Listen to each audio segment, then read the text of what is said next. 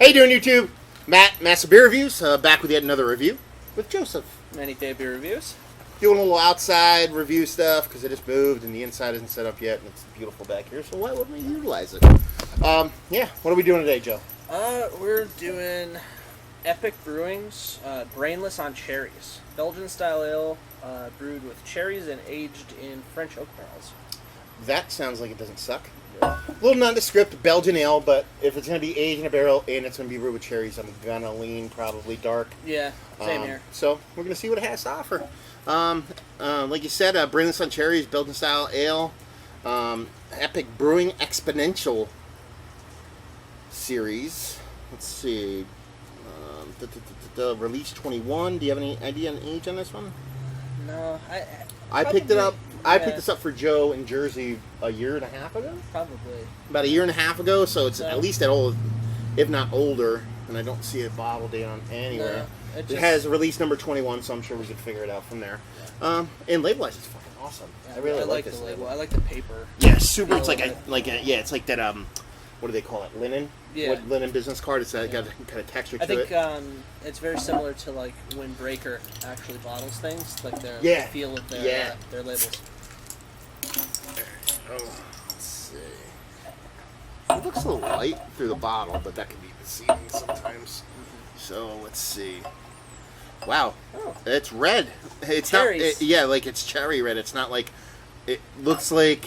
I'm gonna say it right now. It looks like a triple that has been tainted or colored by the cherries. Yeah.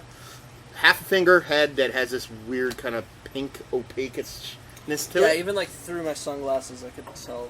Yeah. There's a little and bit it's of clear. into it. I mean, you're talking about brewing with cherries and aged in oak, and it is very close to magnifying glass in color. It doesn't look like it's bottle conditioned either, so... Yeah.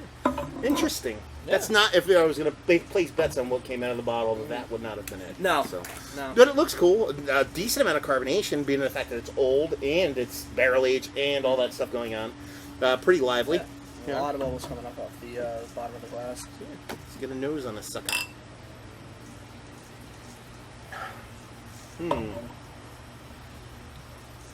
I think there's cherries in there. Yeah, a little bit. Yeah, it's like a cherry skin, like a tannic cherry skin to it.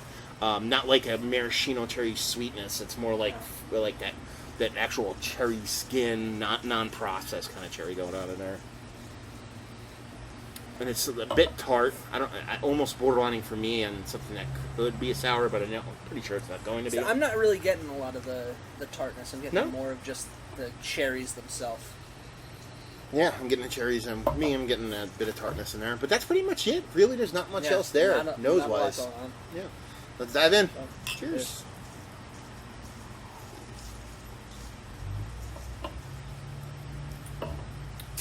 Well, here's my thing.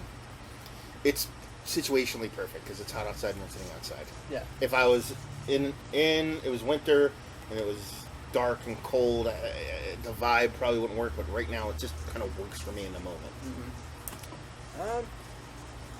There's a bit more, like, I don't know what you would call it, like a residual sweetness now in the mouth than there is in the nose, but it's still not overly sweet. It's like a back end sweetness. Like, I haven't taken a sip since my first one, and I'm still getting like bursts of sweetness. I'm getting kind of like a spicy, sort of yeasty character.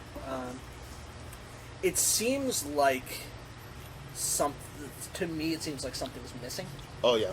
You know, and I can't really pin down what it is. I think it's a style of beer. That's why I think a lot of you're talking about the oak is there, the cherries are there. There's a sweetness there, but I think the beer is kind of being a bit overpowered by the both of them, and you need to have that double quadish kind of one mouthfeel. I think this was definitely a triple going in, and then they aged it with cherries and put it in barrels. I think like a quad would have done better. A little bit more balanced. It's not bad. It's a little disjointed. It's very singular. Like I said, you get it. You don't really get when I first get it in my mouth. There's not really that much there. The second goes in. Then you get that little. I get a little bit of tartness. When it hits your tongue, and you hold it in your mouth, usually you pick up a little bit more flavors. I really get absolutely nothing at all until I swallow it, and that's when everything starts. Yeah, to kind of materialize. Yeah, the spiciness, a little bit of that oak character. Yeah. That's when it really starts coming through. And it goes, for me, because I can't remember what I just did 2 minutes ago. And then it drops really quickly. I have this residual sweetness stick around for me, though. Mm-hmm. I get a little bit, for me, I get a little bit of tartness, and then it's all oak, and then a little bit of sweet cherry in there, and then there's this sweetness that just sticks around. Like, right now I can still get like a little bit of, it's not syrupy, it's not sticky, but it's still kind of there. It's almost like a candy sugar or something like that. Like if you didn't tell me what this was, if you blinded me on it, and you said, what kind of beer is this? I'd probably go more fruit beer or beer to guard, maybe.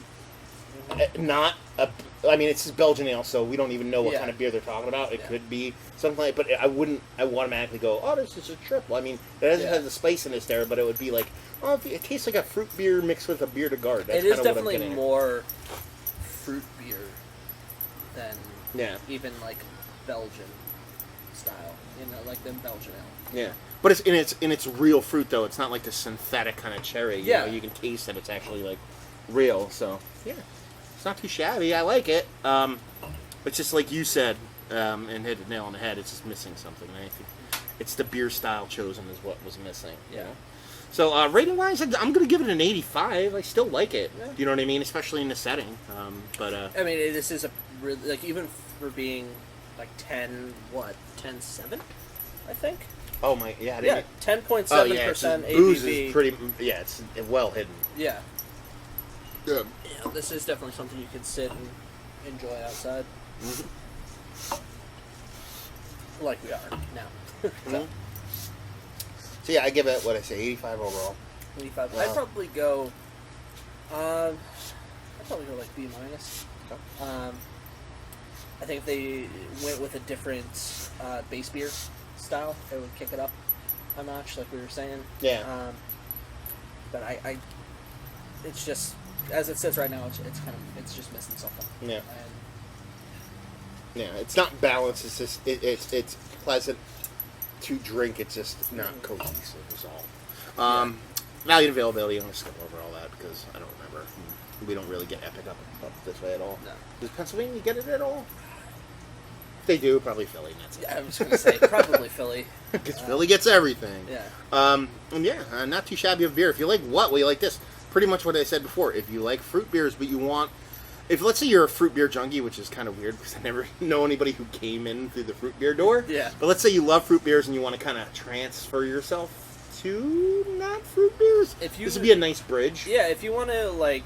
If you've never really had a Belgian beer before, but you like, wheat beers with fruit in them, yes.